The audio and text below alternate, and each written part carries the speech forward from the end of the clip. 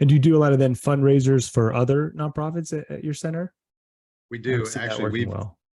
yeah, and we just got done raising $30,000 last month for Young Life. And tomorrow night, we're hosting a culmination of a fundraiser.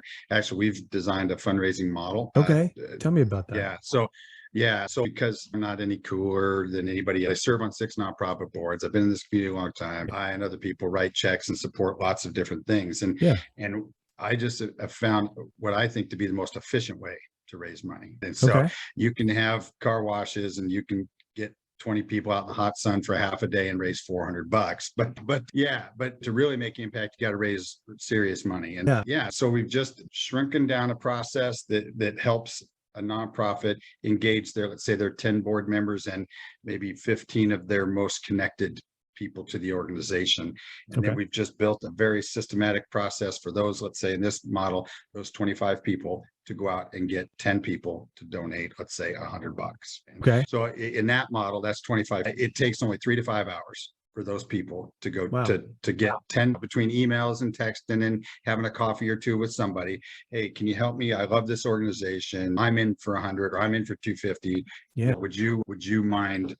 Sorry about that. Would you mind kicking in? And so that's in a nutshell, that's what it is. But then we built a way to follow up with the teams, and there's a little bit of competitiveness to the different people. Hey, I see you got 7 of your 10 and that type of thing. But very cool. But this organization that I help now, their event is tomorrow night, and they're at about 62,000 that we've helped them raise. Wow. And so they do recovery homes for men and women, so people coming out of addiction. And so again, it's how can we use the facility? Not unlike you or anybody else. When we took the facility over, in my opinion, every square foot's got to pay its rent. That's the way I look at it. So, and God bless the folks that had this building before us, but there was 4 pool tables here, and that really the 4 pool tables. So we're down to 1 pool table and larger amounts of restaurant space and a 200-inch television screen on them. So just going through there and making every foot count. So, profit per square foot. That's the name of the game. Absolutely. Yeah. Where can we get another video game? Where can we get That's really cool. I didn't 62,000 is a lot for a fundraiser.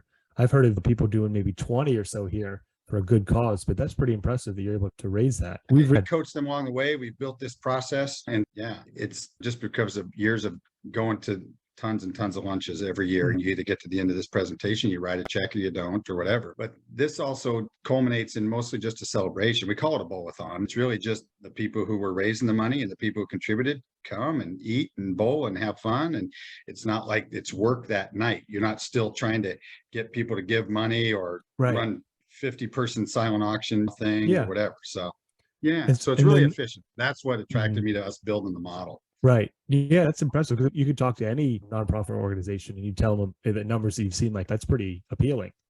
And then I love when you, obviously the facility is helping give back to the community, but also the center then becomes a place for people to gather, and it's going to draw in people who haven't gone there before, might not bowl, and you become an arbiter of goodwill in the community. It's all wins around. Yeah, it's really increased we had a good reputation in the community, but the amount of people we can serve, we have 500 people a day coming through our facility. So it's just more opportunities. And then from the center's perspective, you just rent out the whole house or something like that, or you donate that, or how do you do that? Yeah, so we charge a few percent on doing it, which includes pizza that night and the use of the facility. So let's say we would, for a 3-hour block, we would normally, let's say we charge $1,500 on an off night, like when we don't have a league and it's summertime. So we just factored those things in to what we're charging them to help run the event. So we make a little bit of money, but we're empowering them like they've never been empowered before. These people now have 114 new donors that they didn't have before that. So they get to interact with those folks all throughout the year, just tomorrow night. So it's not about the center, and they get new customers coming in, like we said, who see that. That's very cool. And so recap that again. So you have the 10 people on the board, 15 people who are involved, and they each get 10.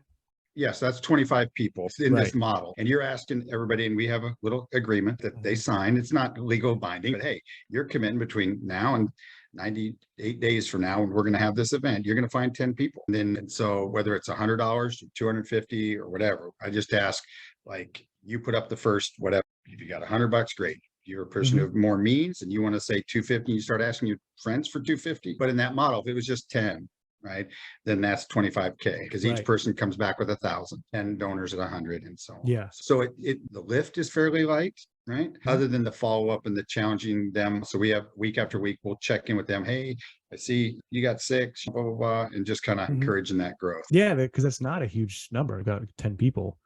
So then, because a lot of times I've seen it with, they'll sell a team and then they're bringing 6 people times all the different lanes. That's probably more people than what you're talking about. And then do sponsor some of the lanes. Yeah.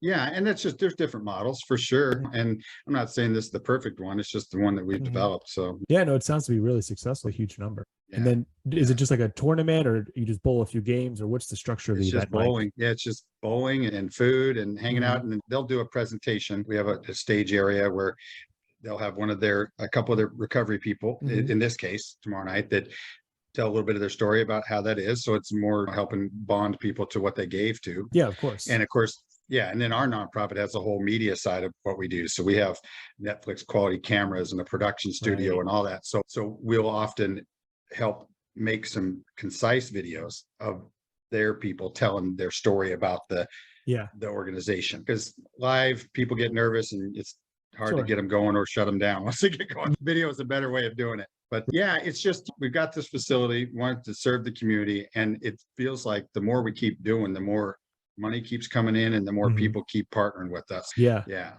I really like that. Like I said, it's win-win all the way around for everybody involved. We'll have to take that to some of our clients and use that. I like that a lot. Hey, did you like this video? Great. We make 5 of them a week. Subscribe to get more and to keep learning about what's working in the bowling industry. I'll talk to you then.